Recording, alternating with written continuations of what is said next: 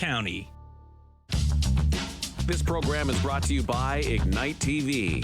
Now you're in command. Visit Rogers.com for more details.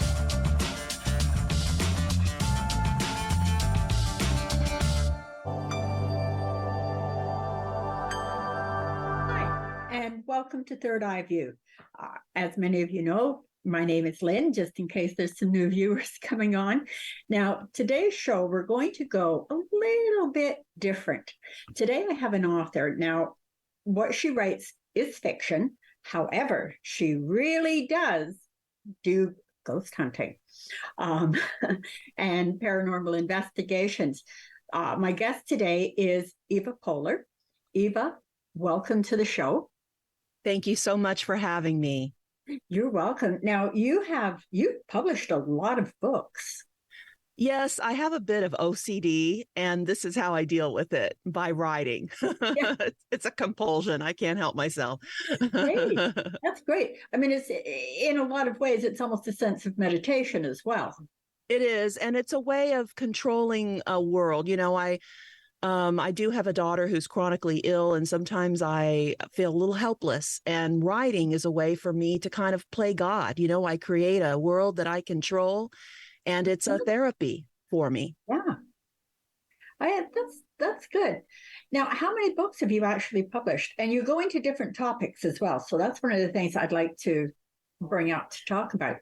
Absolutely. Yes. I have 39 out. My 40th will be coming out on Halloween this year. It's going to be The Haunted Bridge, and it takes place around the Great Salt Lake and all of the legends and lore, you know, dealing with that area. I was super thrilled to find out that there are 3 ley lines that intersect in the Great Salt Lake.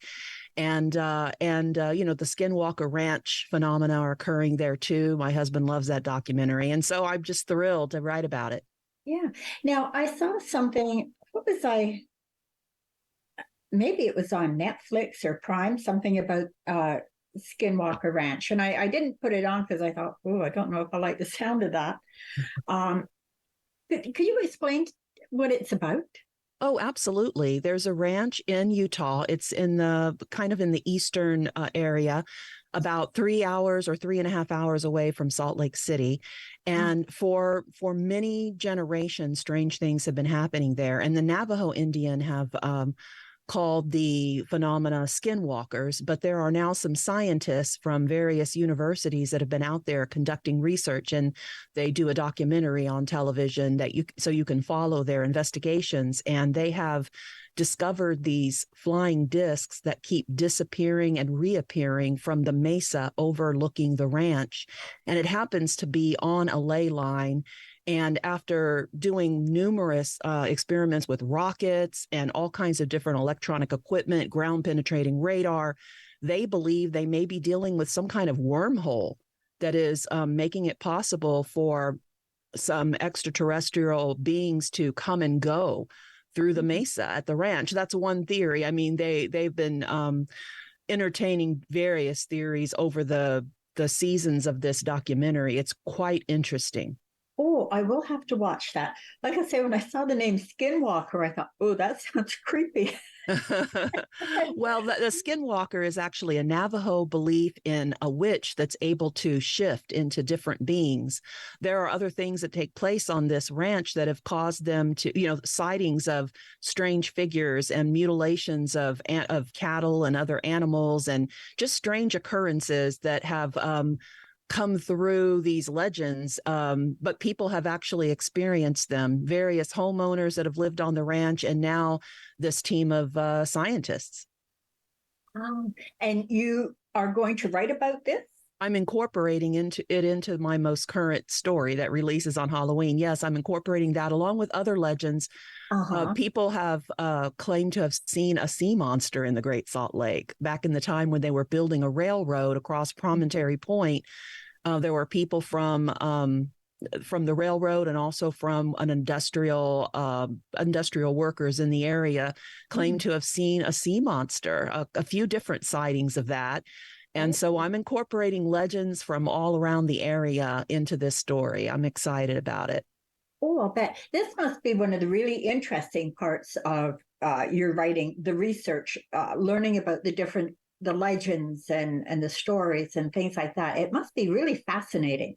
That is exactly why I write. I love doing the research. I love picking a place that I want to visit, researching strange occurrences. I'm particularly interested in injustices that have occurred, and unfortunately, those occur everywhere. And what I do is I frame a story around it where these three friends, they're in their 50s and 60s. They like to flip haunted houses, but they want to bring peace to the ghosts that are tethered there by solving the mystery of what's kept them from being able to move on. And so in each book, they uncover this calamity or injustice that has occurred in that particular location. And by bringing that injustice to light, they are able to help the ghosts to move on. And so it's been so interesting for me to pick these different places. I've currently just been limiting myself to the United States, but eventually I do plan to expand. And so I just go to one place to another and learn all about that I can about that area. And it's been fascinating. Wow, it would be. Now, if you don't mind a little bit of predictions that I'm picking up. Oh, I would love that. Kind of go along with it. You still have an awful lot of books to go, for one. I am glad to hear you saying about going into other countries, because one of the countries that's coming up for me is Scotland. That's the place that I'm planning to go to next. Oh, that's amazing. Good. Now, mind you, I was born over there, so I have an affinity with Scotland as well. And I've actually created a world myself that exists in the magical mists of the Scottish Highlands. But there is so much mystery, myths, legends over there that honestly, it can keep you busy for another 30 books. Well, I've already set it up that my main character discovers that she has ancestors from Scotland, and that her maiden name was a Scottish clan, and so she's going to inherit a haunted castle and go there with her friends to try to renovate, fix it up, figure out what to do with it, and of course there'll be a mystery based on something paranormal. Yeah, so that's amazing that you picked up on that. Thank you. You're welcome. Like I say, it's one of the things I find with people that are creative is they're very open. Their energies are very open. So they're very, very, very easy for me to read. And of course, because I'm also creative, I think that helps with it. But things come through, and I always make sure that you're okay with it first. Oh, absolutely. My husband and I were just watching a documentary about a man, Edgar Cayce, I think. Cayce. Yes, and tapping into that universal unconscious or some kind of, and so I wonder if that's what you are doing, is you're somehow tapping into some energy that is a loci of wisdom and knowledge. Oh, absolutely. I have many guides. And with Edgar Cayce, there is an Edgar Cayce Foundation, and the actual foundation, I believe it's in Virginia. I know it's down in the States. It is in Virginia. And years ago, I was friends with a couple. Well, I had a different TV show, and I had I can't even remember their name right now, but I had them as guests, and they were in charge of the Edgar Cayce Foundation here in Canada. But he is a really, really, his whole history, his story is very, very interesting, very fascinating. And he was known as the sleeping prophet. And he would go into a trance-like sleep or sleep-like trance, whichever way it is. And this is where he would get his information, where spirit would just channel through him. And if I'm correct, which I may not be, because it's a long time since I've done any work around the Edgar Cayce stuff, but I believe that afterwards he wasn't even aware of everything he had said.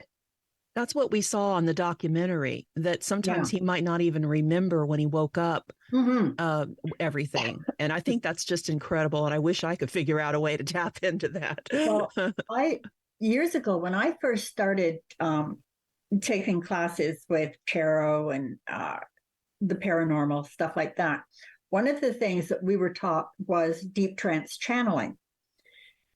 Now, obviously it's not something you can do on your own. You have to have what they refer to as a channel director. And my best friend, David, he was always my channel director.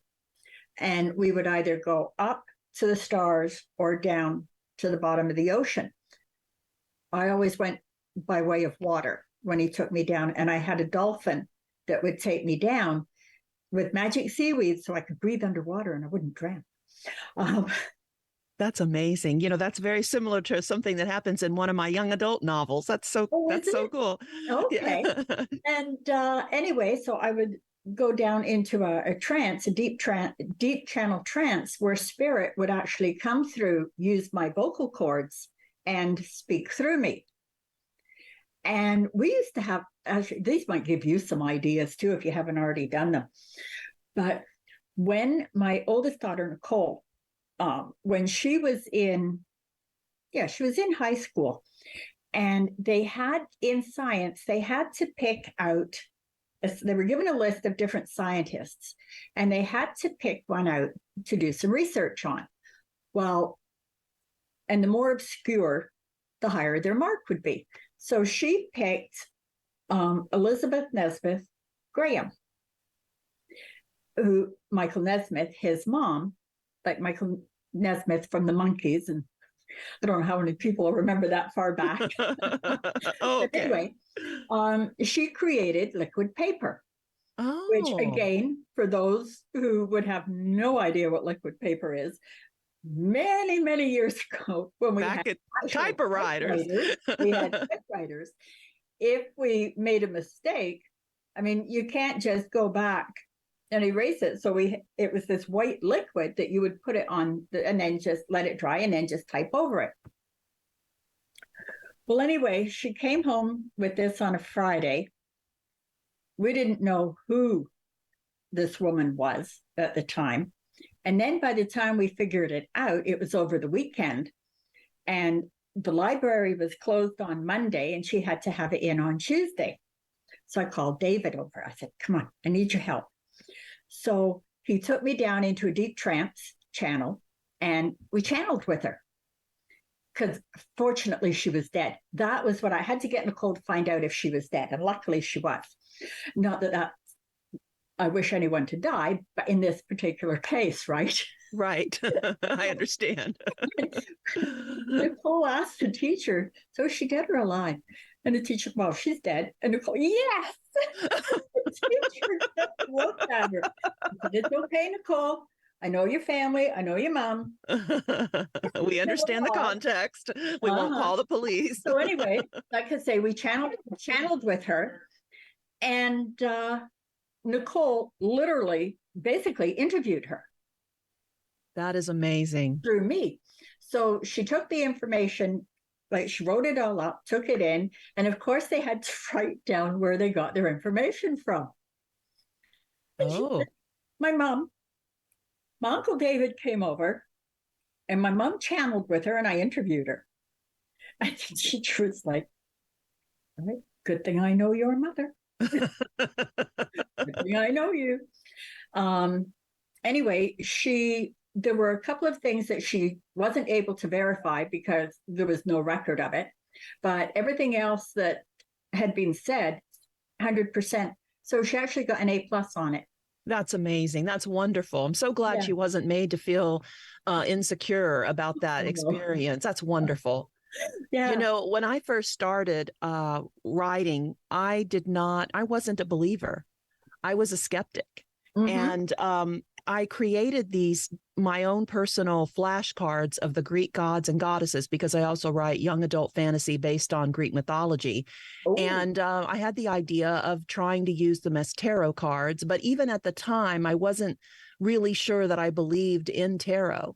But the more I started using them at events, the more I realized that I really was tapping into something and reading for people. And I was brought to tears numerous times because of these experiences, helping people. And it didn't take long for me to realize that there was something there. And that's how I was kind of pulled into this world of the paranormal with my own personal experiences, starting out as a skeptic and then seeing firsthand what could happen, what was possible. Oh, I have to tell you, I absolutely love when skeptics come to see me for a reading. And, they're sitting there and you're telling them things and things that you're picking up on their personality. And they're like, how do you know that? You don't know me, do you? And by the end of the reading, they are believers. And it's funny to watch their faces. A very close friend of mine who does all my IT stuff for me, when we first met, it would have been about 20 years ago. He's very, straight, very black and white, very linear, extremely logical man, very intelligent, very, very logical. And biggest skeptic I've ever dealt with. Okay. He absolutely no way. So I did a reading for him and we were talking about it the other day. And he was mentioning some of the stuff that I had told him, which of course I don't remember, not from that long ago. And he's like, but it happened. He said, I don't know how you did it, but it happened.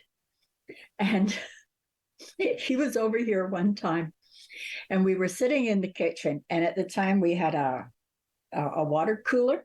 It was sitting on the counter, and our house is very old. So we do have a lot of spirit activity here.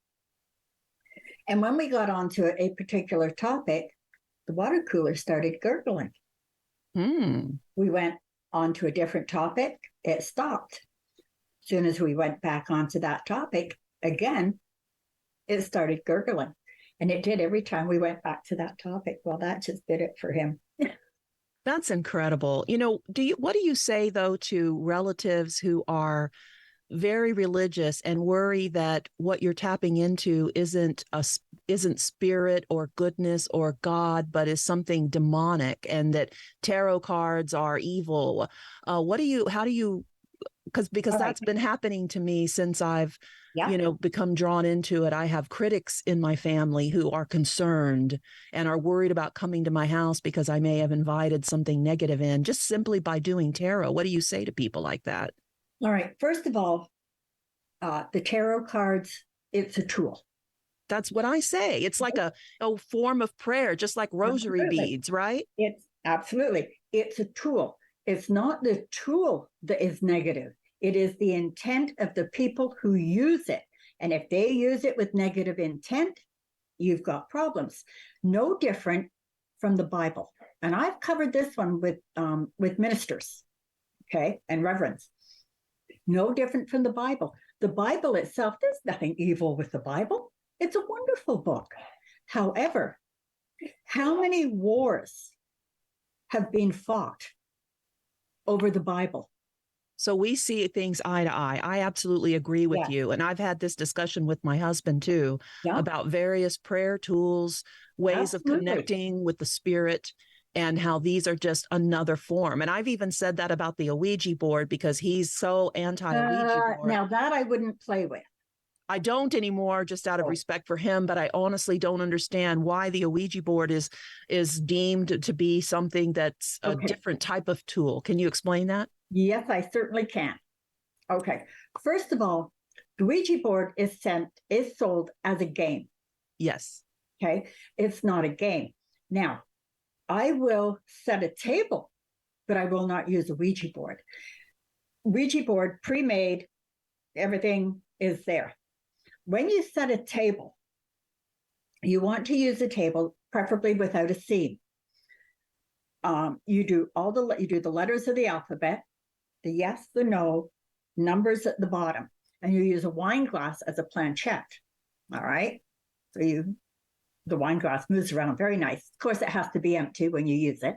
And upside down or standing straight up? Upside down. Okay. And you always open with a blessing. See, and this is one of the things with Ouija boards is nobody tells you anything like this, but you always open with a blessing and you always close at the end of your session. I close this session with love and light, and you always close it with a session, because if you don't close it and you leave it open, whatever spirit you've brought in is not going to go away. Now, I have gone I have gone into homes where they have played with Ouija boards. They have brought in negative spirit. A friend of mine many years ago, because I did, I played around with the Ouija board, and then I got scared and figured like, oh no, not for this one. But anyway, she started doing it on her own with a glass of wine beside her. Okay. You're drinking, alcohol puts you into an altered state, very easy for possession. Anyway, as a result of this, of her doing it on her own, drinking her wine while she's doing it, possession did take place.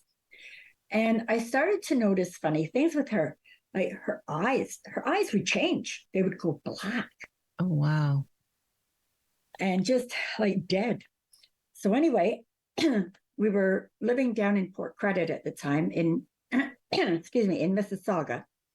I live in Ontario, Canada. And we went to see this Alf Moran, we were put onto him later, but we went to see Michael Wright, who was a psychic at the time down there. We went to see him. And Jackie went up first. He wouldn't read her. Called me up, went like this. So I went up next. And he said to me, I will read you. He said, I cannot read your friend. She is possessed. Wow. Thank you. You have confirmed what I thought. So we talked a little bit. He gave me the contact information for this Alf Moran.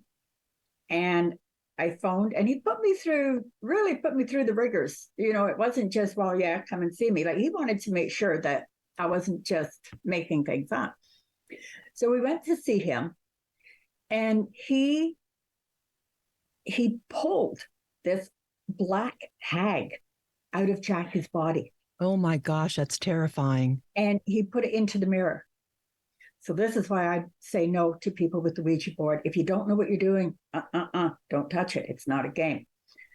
Anyway, and that was the first time I've ever experienced anything like that. And it was like, And of course, this is cool. And I'm like that with all of this stuff. It's just like a little kid in a candy store. So anyway, when we were leaving, he looked at me and he said to me, "You're a reader." And it was like, oh yeah, I just sort of really went with the dumb blonde, right? Oh yeah, I love to read books. I read all the time. And he was like, that's not what I mean. You know it. I started talking about the tarot. And I said to him, no, I don't want, the tarot scares me. I don't like it, don't want anything to do with it. And he said, well, you will.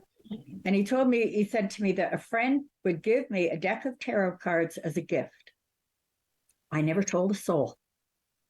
Not one, because there's no way I was going to jinx this, that someone would smart at one of my friends, knowing them, they would just give me the deck of tarot just to be buggers about it, So, and didn't I get a deck of tarot cards for a birthday present? Wow. So once again, Jackie and I booked to see this psychic, Lizanne Gallo. Jackie had her appointment first. Something came up. Lizanne couldn't see me right away, so I had to go back and see her another time on my own. So, she was doing the reading and we were talking, and she said, I've got a class coming up I think you'll be interested in. I'm like, oh yeah.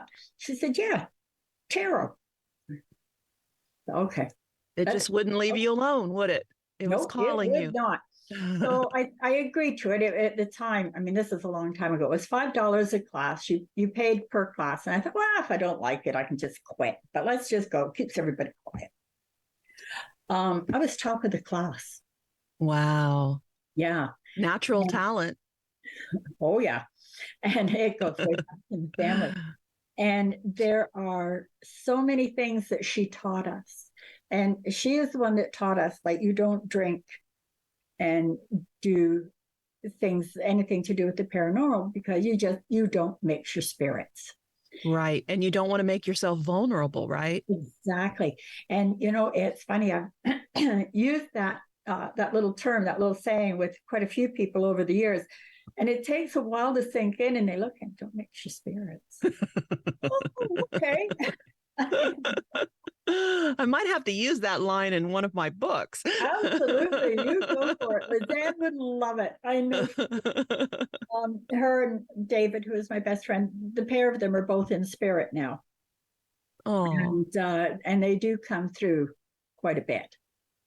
Well, when I first started doing readings, would you mind if I told you about a couple of experiences? Please do. Now, we have to take a break in about 7 minutes, 6 or 7 minutes. So we'll take a little break and get back. So just so you know how much time I have, right? Okay. So I was doing a reading and there was a man and his daughter that came up to me. I was actually at a book signing event, and I asked, would you like a daily reading? And he said, asked a few questions, and he said, okay, I'll do this. And I said, do you have a question or do you want a general reading? And he said, I have a question, but I'd like to keep it to myself. And I said, okay. So we did the reading, and he pulled in my deck, Psyche, Cupid and Psyche. I don't know how familiar you are with the Greek and Roman mythology, but it represents sacred union.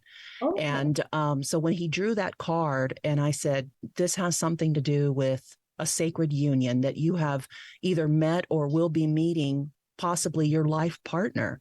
And he started crying right there in front of me. And he said, I've been talking to this woman for the past 4 years, and we've been trying to meet, but she lives on the other side of the country. And I keep worrying that I'm being catfished, but I feel like she knows me like no other. And I said, well, there are 75 different cards in this deck. And for a sacred union to be the one that comes out, I think, this might mean that she could be legitimate and not a catfish. And he just was sobbing. His daughter started sobbing.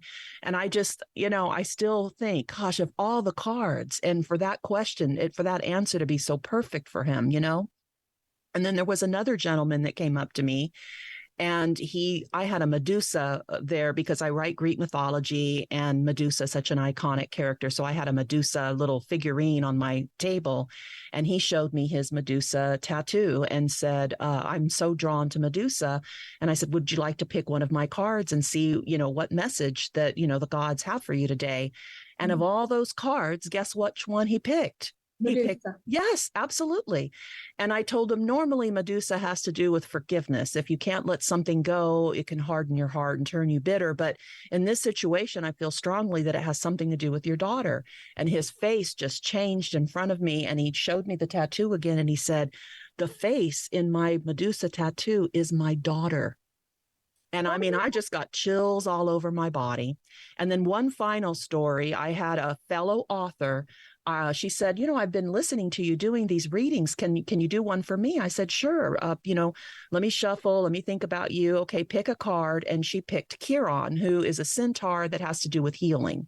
And I said, I think either you're going to be undergoing some important healing or you will be facilitating it very soon.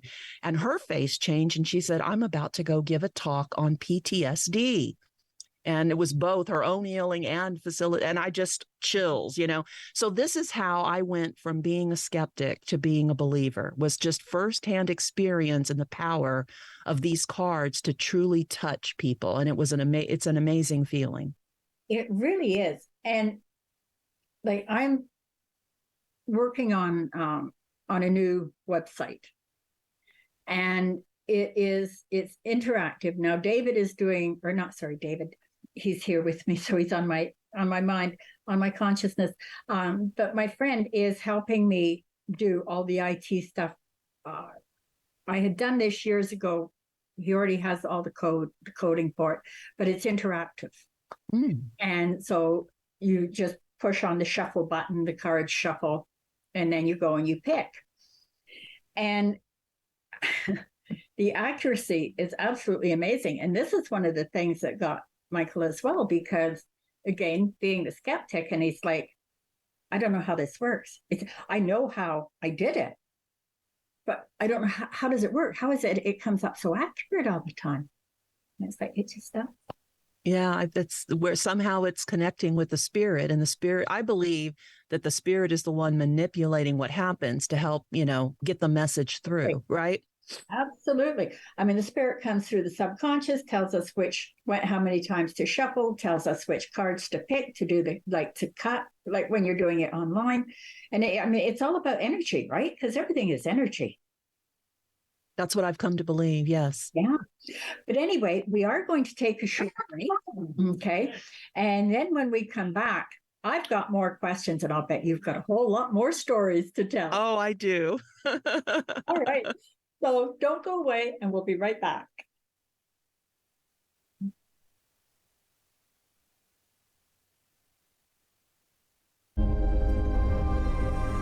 Welcome to the traditional, ancestral, unceded territory of the Stalo people.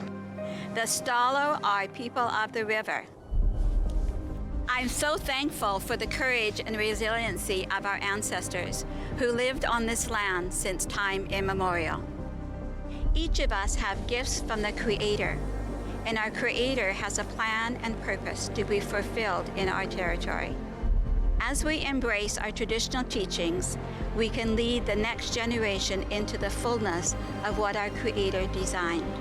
Our shared history reveals a broken relationship, but as all Canadians commit to hear truth, acknowledge injustice, we can learn to walk in our traditional way, Letsamot, with a good heart and a good mind. Then all of our lives will be enriched. Kwasai. Hello, I'm Liz Dowdswell, Lieutenant Governor of Ontario. In 2008, carbon monoxide, a deadly invisible gas, killed an entire family in our province. That tragedy led to a new law requiring homes with potential CO sources to have alarms. John Gignac's family members passed away that day, and he shares his story to save others. Please make sure you have working CO alarms in your home. Protect your family today.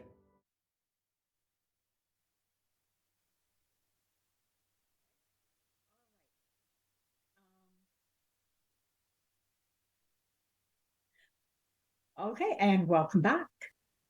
And like I said, we have definitely got, I have more questions, and Eva definitely has more stories. Now, you have, I went on to Amazon because I do want to say Eva's books are available on Amazon, and you can either purchase them paperback. Do you have any hard copy, or they're Yes, paperback? hardcover, paperback, ebook, and audiobook. And you can get them at any online vendor, including my own store. You can buy directly from my website. Oh, okay. And what is your website, Eva? It's evapohler.com. It's EVAPOHLER.com. Perfect. And like I said, they are also available on Amazon. I went on to Amazon, and I actually bought a couple on Kindle. Being busy, so I haven't had a lot of time to really get into it yet. But I've started with your first one, with the Gothic. Oh, The Secrets of the Greek Revival. Yes. Yes, that's it, the Greek Revival one. And it really is quite interesting. Oh, well, thank you. It's a good read. It's a fun read. But I noticed that you have other topics as well. I can't remember what they are offhand. Yeah, so in that first one, I was inspired by a story called The Yellow Wallpaper, and it deals with something called the rest cure, which was something that Muir Witchell, who was a physician in post-Civil War, created to treat hysterical women. And he believed that if you deprived them of stimulation, you kept them indoors, you kept them from writing and reading, and just kept them quiet, sometimes even in a straitjacket, that you would help calm them down. But in that story by Perkins Gilman, it's an autobiographical story. She shows how instead it made her worse. Her postpartum depression became, and so. But that was a treatment. That was a form of treatment. These big and old ancestral homes were turned into sanatoriums where he would practice this rest cure. And so I wrote a story about a rest home in San Antonio, and I brought in a lot of fiction, of course, so it's just loosely based on that idea. So these three women want to flip a haunted house in the King William district of San Antonio, and they start uncovering this dark history of things, horrible things that happened to these women inside these walls. And so I wasn't really planning on creating a series of books. It was just going to be this one novel. But my readers enjoyed it, and they asked, "We love these characters. Can you keep it going?" So I thought, well, I'll have the ladies go to Tulsa, because I was going to Tulsa for one of my best friend's daughter's wedding. And I thought, I'll just see what happened here in Tulsa. And I did not know it until I started doing the research that in 1921, one of the worst race massacres in America occurred in Tulsa, in the Tulsa area. And so I framed a story around it. And so they go and they want to buy this abandoned warehouse, and then they start hearing voices, and they start, and what you learn is that, and I won't spoil the whole story, I'll just give you the basis for it, but you can, and many people may have heard about it already. Over 300 Black bodies have still not been discovered. They've not been found. They've tried using ground penetrating radar and all kinds of methods to try to find out where were these bodies hidden. And in my story, the women are dealing with the spirits that were, trapped because of that. And then I went to the New Orleans and did research there, and decided that I wanted to defend Marie Laveau and Delphine LaLaurie. Even though they're both viewed as monsters by many people, I discovered in my research that they were not monsters, and feel that history has villainized them. And I wanted to write about the legend of the baby of Bourbon Street. And so I brought that out in my story. And then I went to Portland, Oregon, and learned about the Shanghai tunnels, who many people feel are a myth, but I was able to tour them and see them firsthand, and learn about the Shanghaiing, or the human trafficking, that took place in the 1800s, and some think even today. And then from there, I learned about the atrocities that occurred to the builders of the Hoover Dam, and brought that out in that story. And then from there, I went to Blackfeet Nation in Montana, and learned about, and this is something that occurred all over America, with this movement to want to assimilate Native Americans into white culture, and take away their language and their religion, and put them in these boarding houses where they were stripped from their families. And so I brought that out in that story. And then went to Santa Fe, New Mexico, and learned about the Japanese internment camp during World War II, Japanese Americans who had nothing to do with the war, and how they were taken prisoner there in Santa Fe. And so my readers are I bring in a little bit of Japanese legends, with a Shinigami who causes people to commit suicide off a bridge behind the home they're renovating. And so, it just kept going. I decided I wanted to go see the Biltmore, which was built by the Vanderbilts in Asheville, North Carolina. They were one of the are one of the wealthiest families in America, and built this amazing castle. And I always wanted to go see it. And so I started doing research, and found out that Zelda Fitzgerald, wife to Scott Fitzgerald, died in that area. She was, I found out that throughout their life, her husband plagiarized her writing, but it was consensual in the beginning of their marriage, because they felt like they'd make more money with his name on the novel and the stories. Yeah. But then later in her life, she wanted to write a book that was on the same subject material that Scott Fitzgerald was writing. And so she had been in and out of various sanatoriums for her mental health. And he had her committed in a place in Asheville. And she died there because she was locked in her room, sedated, awaiting electroshock therapy, when a fire broke out. And she and about 11 other people died there. So in the story, A Holiday Haunting at the Biltmore, they're approached by a few different ghosts, and she's one of them. And she wants to set the record straight about what happened to her. And so that's kind of the theme. And then I've gone to other places like La Push, Washington. My daughter wanted to go on a Twilight tour. She's a big fan of Stephenie Meyer's series Twilight, with the sparkly vampires. Yeah. And so I thought, well, let me find out what injustice has taken place in that area. And of course, unfortunately, there's injustice everywhere. And I did find out about a terrible dispute that lasted more than 10 years between a white homesteader and the Quileute tribe that almost became extinct because of that land dispute. And so, that's what I try to bring out in these stories, true injustices or calamities that have occurred. But then I try to bring in these three women who don't really know what they're doing. They never meant to become paranormal investigators. They just have good hearts and want to help the ghosts. And so they get in way over their heads and get into a lot of trouble. Like you said, they don't know that they aren't supposed to drink margaritas before doing a seance. And so, yes, they get possessed. They get attachments. They have all these horrible things happen to them because they don't know what they're doing, but they learn as they go and they become better and more able. And they're just wanting to help these spirits and the people that are affected by it, the living that are left behind. Now, have you done anything with the Charleston area in South Carolina?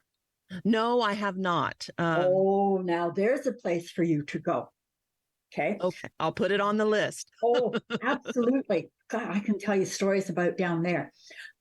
We used to have a townhouse. My second husband and I, we had a townhouse down in Myrtle Beach.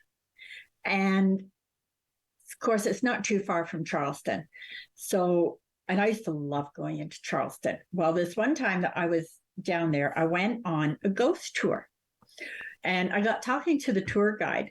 And of course, I'm picking stuff up. I mean, she's just going by the book, and I'm getting stuff coming in left, right, and center. And we went to the Charles Legault house. Beautiful, beautiful old mansion. And I'm walking through, and all of a sudden I started limping. And my daughter, Nicole, was with me, and she said, Mom, I said, I feel like I've got ball shot in my hip.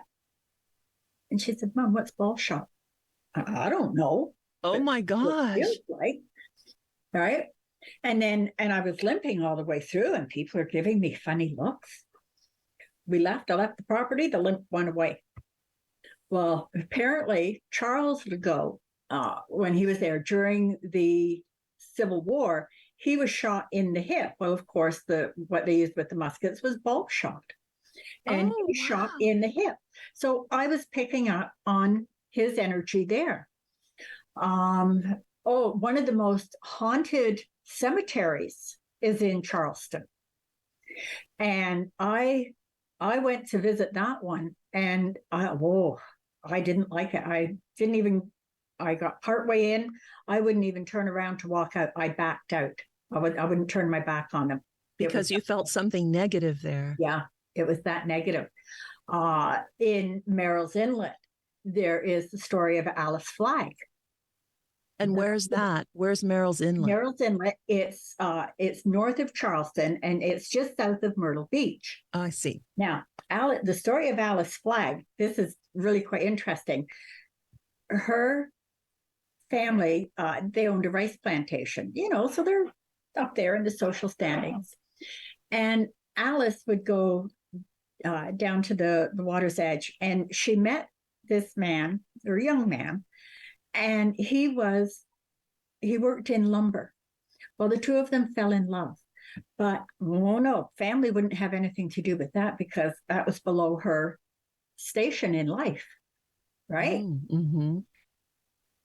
And anyway, she would go and meet him secretly, and he gave her a ring that she wore around her neck. Well, her family found out that she was still seeing him on the sly. So they sent her to Madame Talbonde's, which was an all-girls school down in Charleston.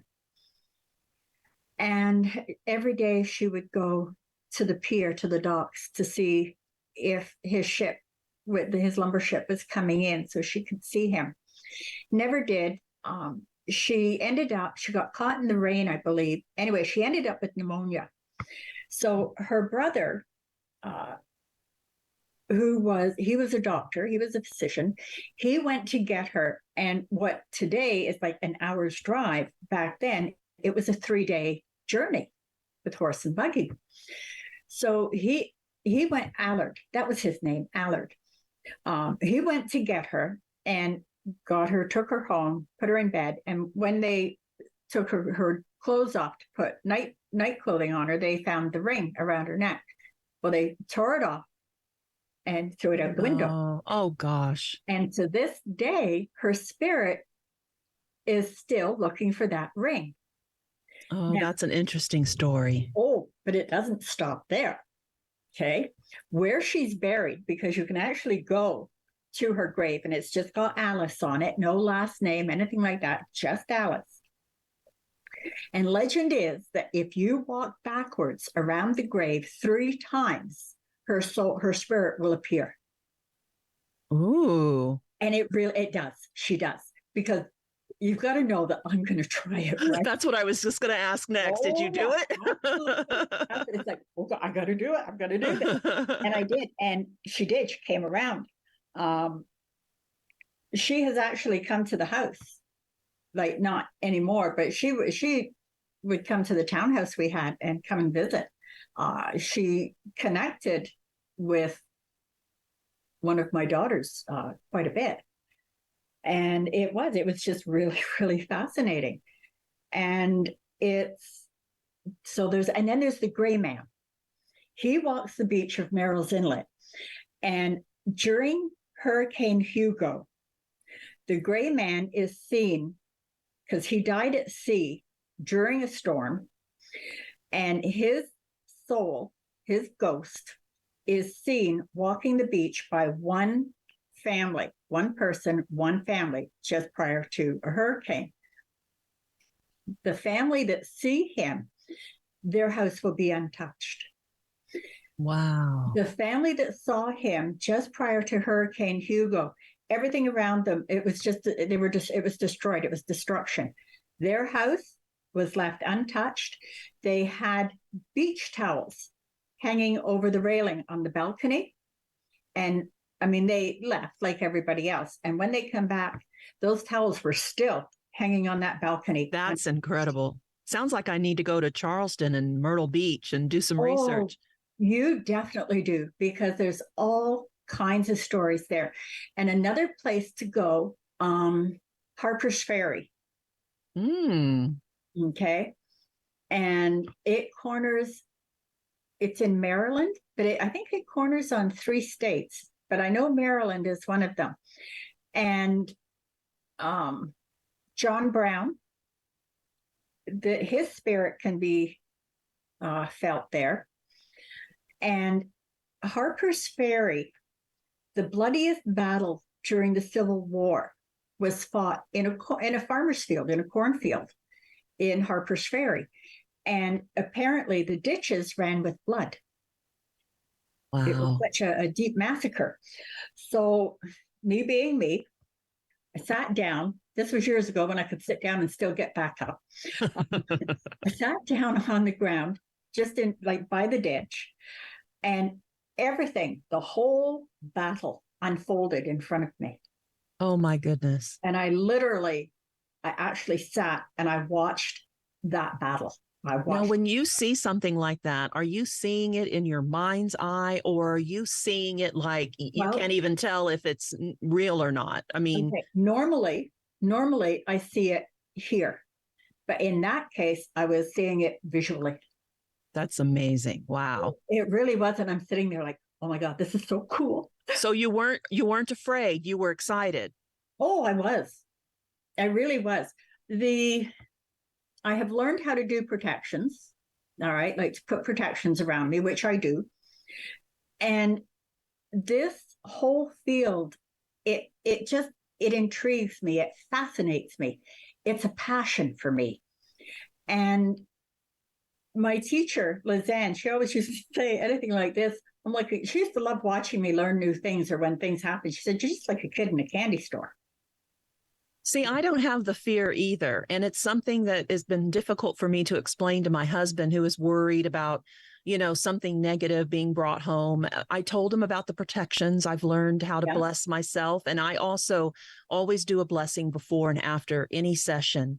And I feel that as long as you have love in your heart and kindness in your intent, that you're protected by spirit. And he just is more worried and fearful about it. And so I haven't been doing as much, just out of courtesy to him and his feelings, but I don't feel the fear. And I met a fellow paranormal investigator. She's actually a reader of mine who connected with me and wanted to go do an investigation together in Seguin, which is a city about an hour away from San Antonio, Texas, where I live. We met there, and she has that same feeling, no fear. And, not because you have this confidence that you're being protected by spirit, right? Yes. Absolutely. Okay. Absolutely. And respect. Yes, I have watched YouTube videos of paranormal investigators who are so vile in their ways of talking to it's like, so if you're there, why don't you come touch me? I dare you, saying horrible things like that. And I think, why? Yes, exactly. Like, you're a bunch of idiots. Like, give spirit respect. And the spirits the ghosts that you're trying to communicate with, be respectful. I also work with the pendulum, and I make my own. And I've had people, they start asking really stupid questions. And I'm going to tell you, you get stupid answers. I can imagine. And they're like, well, that doesn't make sense. I said, yeah, that's because you're asking really stupid questions, and they're now playing with you. They're annoyed. You've upset them. Like, you have to show respect. And also it's not our place to judge. And that's something else that I try to do. I start each session by saying, I'm not here to judge. I'm just here to help and to communicate. There's no harm, just trying to put them at ease and let them know that we're not here to ridicule or berate or, do some kind of damage to them. Right. That's right. And I've said, we do have spirits in our house. And I had said to them, look, if you want to move on, you let me know and I'll help you go up to the light. If you want to stay, hey, you're welcome here. You're welcome, as long as these are my rules, as long as you follow my rules, as long as you don't cause problems, as long as you don't cause disturbances, you don't scare people. Right. Unless it's in fun, and I know you're going to do it. And I will say it's a mutual respect. Good. I'm glad to hear that. Oh, absolutely. And I was just going to say, sometimes do you feel like called by particular spirits to, toward them? Like you were talking about how the tarot sort of called to you and it was almost like a vocation calling a person, right? And that spirits might do that to you as well. Absolutely. Now, I have one of my spirit guides. His name is Holly. And he's a big part of this world that I have created in the magical mists of the Scottish Highlands. And Holly came through to me, maybe 16 years ago. And he said to me, all right, we're going to write a book together. Okay. He said, we're going to write how to read a book on reading regular playing cards. And I'm like, but I don't know how to do that. He said, don't worry about it. He said, you do the typing, I'll do the talking. So we did. Holly and I wrote a book together on how to read regular playing cards. And it was really funny because once I had all the meanings done, I got myself a deck of cards, and I actually had to write the meanings on the cards so that I could figure out for the layout and all of that, and so that it would have it make sense without having to constantly go to the notes. And anyone who's bought the book, they've all said it averages about 95% accuracy. That's wonderful. Yeah.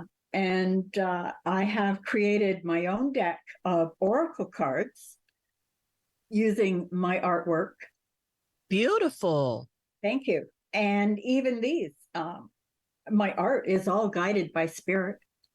Anything that I do in this field, with my art, with readings, with anything that I'm creating, it's all guided by spirit. That's beautiful. That is beautiful. I tried to create an oracle card using the gods and goddesses. I told you about my flashcards. Oh, yeah, but you're doing it wrong. I am. Yeah, you're not supposed to do it with the gods and goddesses. This is something that's been coming in actually in the last half of the show that I was going to tell you. You will create a deck of cards, okay? But not with the goddesses, with your three friends. Oh. All right. The three women that go to the different houses. They are going to be, that is what your deck is going to be based on. I can see it. Wow. That's an excellent idea. And I'm starting to see images too Good. from you saying that. Yeah. I really like that. I'm going to have to give that some thought. Thank you so much. I appreciate that guidance. You're welcome. Anytime. I mean, that's what I do. This is what it's about, right? It's helping people, and helping to empower people, I think, is something that's really, really important these days. And I didn't realize that when I was younger. But the older you get, you really do get wiser as you get older. And I think a lot or of we should say most people do, maybe not all. Well, yeah, people do. But no, it's what they were showing me. And it's like, okay, so we'll have to fit this in somewhere so I can tell you that, yes, you will be creating a deck of cards. But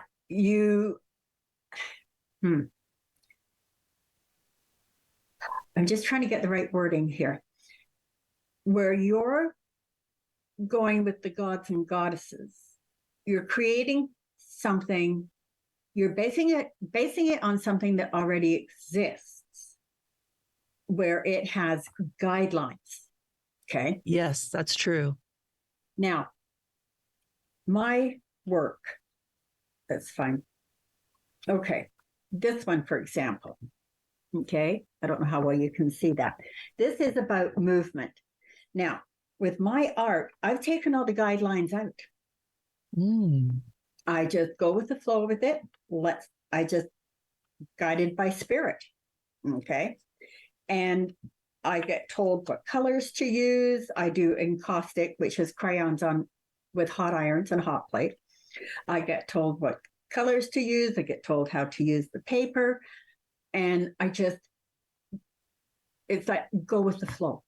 And this is what you need to do. You're limiting yourself in a little square box that, it all has to make sense. Yeah, no. That's absolutely true. That is exactly what I was doing. And I need to open myself up. So what you need to do is bring yourself out of that box. You need to connect with these three characters and let it flow. Don't worry about, it has to be within these bounds and it has to make sense and it has to fit with history and it has to fit with that. No, because that's where you limit yourself. All right. Just let it flow and it will. Well, thank you for that. I'm excited now. I'll have to open myself up to that inspiration. Yes. Well, we'll have to keep in touch and I want to see what you've done. Oh, absolutely.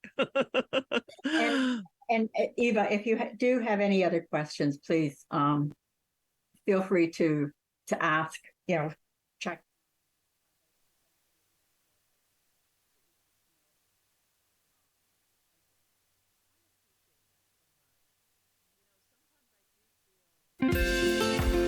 Call the Rogers TV viewer response line, email us, or connect with us on social media.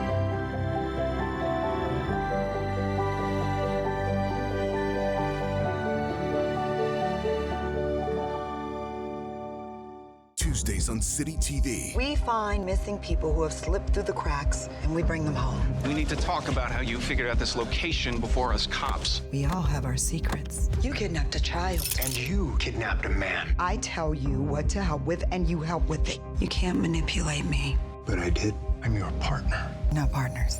You're a monster. Found. All new. Tuesdays, 10/9 Central on City TV or stream it on City TV Plus.